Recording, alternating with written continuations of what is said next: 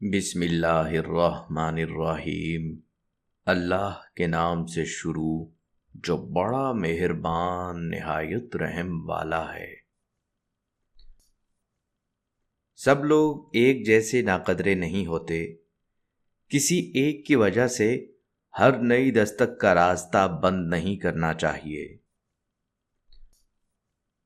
بہت سے رویوں کی زبان نہیں ہوتی لیکن سمجھ میں آ جاتے ہیں، اور جن رویوں کی زبان نہیں ہوتی شاید وہ زیادہ اچھے سے سمجھ میں آ جاتے ہیں۔ اگر آپ بار بار ہر ایک آئے گئے کے سامنے اپنے رونے روتے رہیں گے تو آپ کبھی آگے نہیں بڑھ سکیں گے۔ غم آپ نے صرف اس شخص کو سنانا ہے جو آپ کو کوئی ایسی بات بتا سکے جو آپ کو معلوم نہ ہو۔ جو خود سے محبت نہیں کرتا اس کو دنیا کے سارے لوگوں کی محبت مل جائے تب بھی وہ اس کے لیے کافی نہیں ہوگی۔ کچھ مدت گزر جانے کے بعد آپ کو معلوم ہوگا اگر اللہ آپ کو آپ کے انتخاب پر چھوڑ دیتا تو آپ ڈوب جاتے۔ بے شک اللہ بہترین تدبیر کرنے والا ہے۔ کچھ لوگ قسمت کی طرح ہوتے ہیں جو دعا سے ملتے ہیں، اور کچھ لوگ دعا کی طرح ہوتے ہیں جو مل جائیں تو قسمت بدل دیتے ہیں۔ جس چیز سے تمہارا دل مطمئن نہ ہو اس پر کبھی بھروسہ مت کرنا، کیونکہ دل آنکھ سے بہتر دیکھتا ہے۔ زندگی میں ختم ہونے جیسا کچھ نہیں ہوتا، ہمیشہ ایک نئی راہ آپ کا انتظار کر رہی ہوتی ہے۔ قدرت ہمیشہ انسان پر اتنی مہربان ضرور ہوتی ہے کہ اگر ساری دنیا بھی آپ سے نفرت کرنے لگ جائے تو کوئی نہ کوئی آپ پر جان چھڑکنے والا ضرور ہوتا ہے۔ افواہیں نفرت کرنے والے بناتے ہیں، احمق پھیلاتے ہیں، اور بے وقوف ان پر یقین کرتے ہیں۔ ان تینوں میں سے کوئی بھی بننے کی کوشش نہ کریں۔ پریشانی کبھی بھی اتنی بڑی نہیں ہوتی جتنا ہم اسے بنا لیتے ہیں۔ کیا کبھی سنا ہے کہ اندھیرے نے سویرا نہیں ہونے دیا؟ آپ کے پاس اس دنیا میں رہنے کے لیے صرف ایک زندگی ہے، اس لیے اسے شاندار بنائیں۔ ہر لمحے کو اس طرح گزاریں جیسے یہ آپ کی زندگی کا آخری لمحہ ہو۔ ایمان سے جیو، امید سے جیو، محبت سے جیو، جد و جہد سے رہو اور قدر کرو زندگی کی۔ کسی سے اتنی ہی بات کرو جتنی وہ کرنا چاہے، کسی کی اتنی ہی پرواہ کرو جتنی وہ برداشت کر لے، کسی سے اتنا ہی ملو جتنا وہ ملنا چاہے، کیونکہ اس دور میں مخلصی سے زیادہ منافقت کے چرچے ہیں۔ مخلصی مشکوک کر دیتی ہے، اس لیے جو جتنا چاہے اسے اتنی ہی اہمیت دو، ورنہ سوائے دکھ کے اور کچھ نہیں ملے گا۔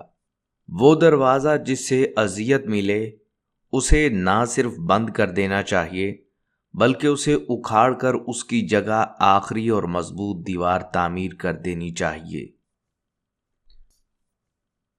کبھی کبھی کوئی لمحہ، کوئی یاد، کوئی تحریر یا پھر راہ چلتے کسی اداس منظر پر نگاہ آنکھوں کو بھگو دیتی ہے۔ اگر ایسا ہونے لگے تو اشکوں کو مت روکیے، انہیں کچھ دیر بہنے دیجیے۔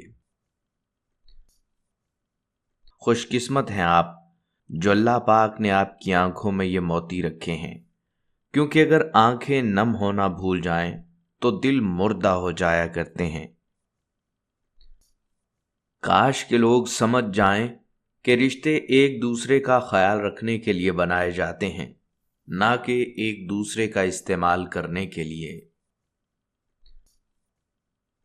کبھی کبھی جب آپ کی محنت اور خلوص کو تماشا بنا کر آپ کے منہ پر مار دیا جاتا ہے تو دکھ نہیں ہنسی آتی ہے۔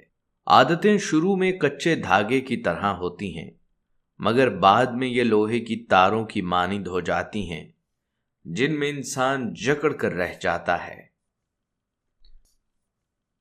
جو تمہارے وہ اوصاف بیان کرے جو تم میں نہ ہو، وہ تمہارے ایسے عیب بھی بیان کرے گا جو تم میں نہیں۔